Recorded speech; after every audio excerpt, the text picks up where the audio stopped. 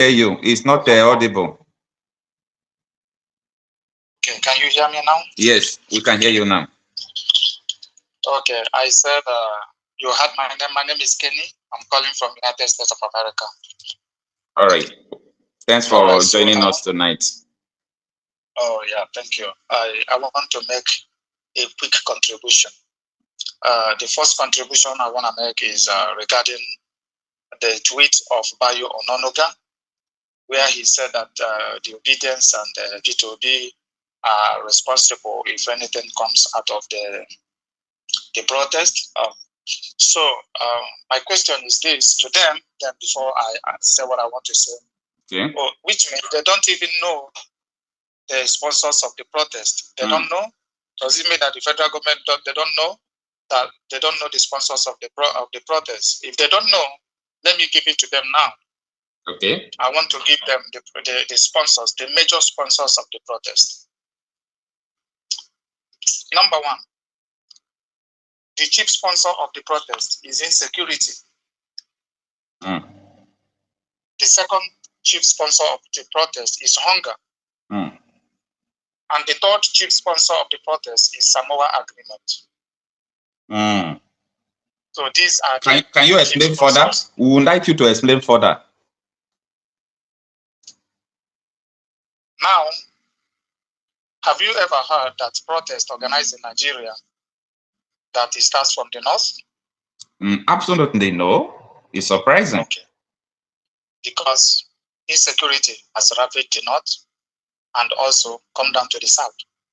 Okay. Do you know that in Bauchi, they're asking the sponsors of the protest and whatever, in Bauchi State, the leader, the organizer of the protest in Bauchi State is somebody, something Yellow Bell or something like that. I've forgotten his name. He is a member of APC. He was harassing and killing people during the 2023 election for APC and Tinubu.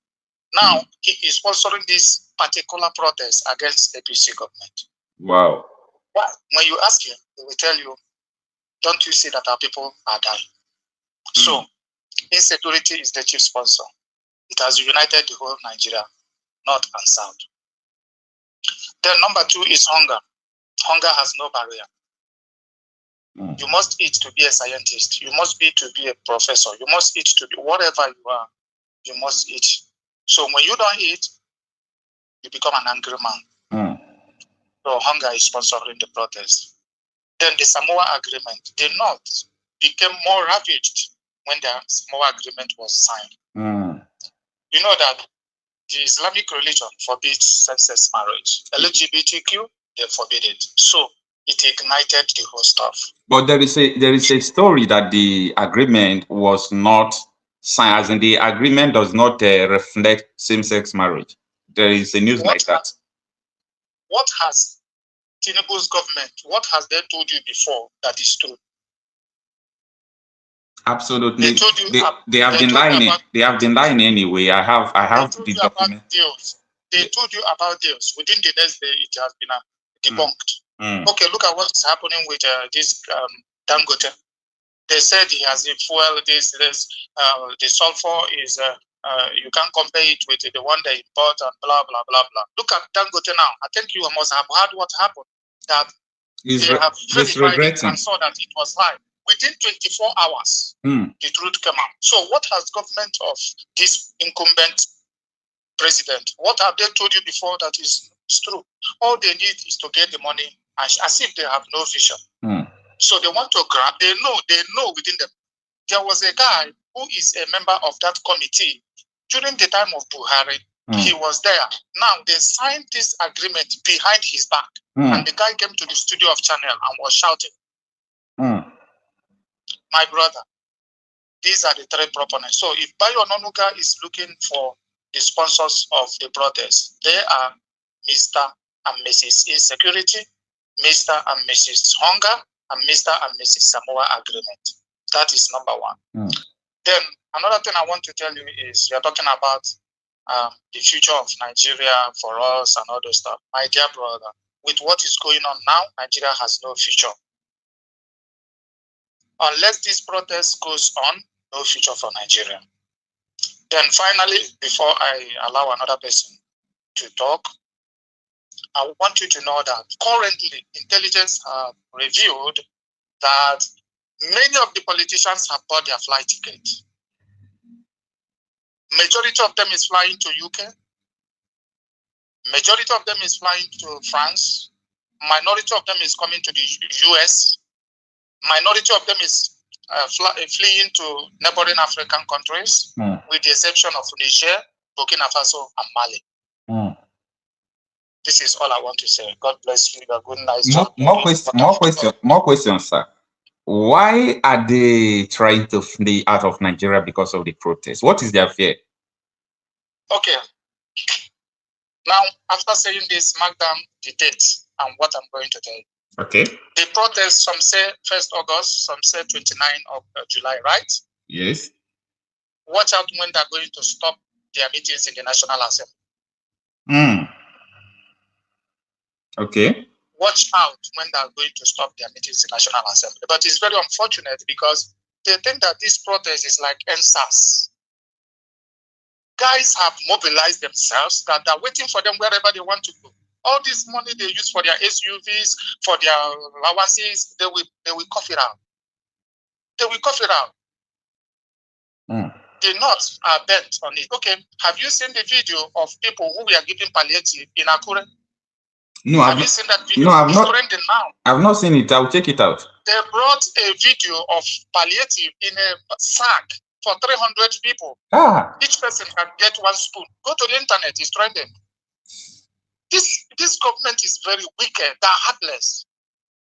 It is being announced in national television.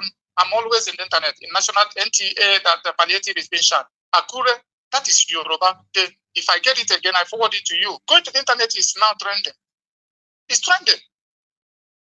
And the people are saying they are the man who was the leader of that was saying in Yoruba and then translated it in English that they should not give them again. They don't want nothing. Of course.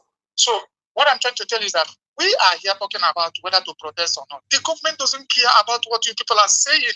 They are bent on striving everybody to death. My dear brother, I think I rest my case. Others can make a call. Thank you so much. Thank you so much, sir. Thank you so much. That is an important revelation from our brother from America.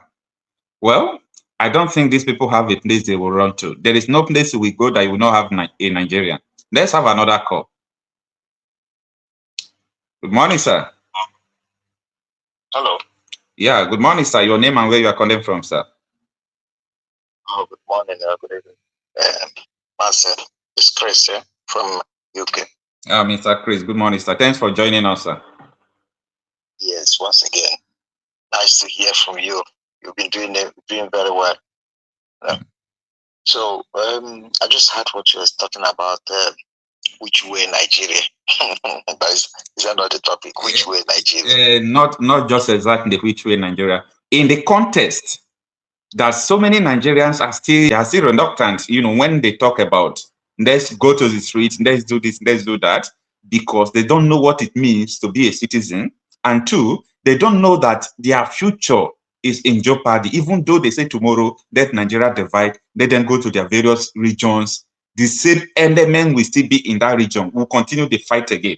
So what I'm saying is that, why can't you fight this thing for us? So that even though tomorrow we separate, we'll have a very clean place to call our own. So what do you think about that? This Nigeria is an exception of a nation.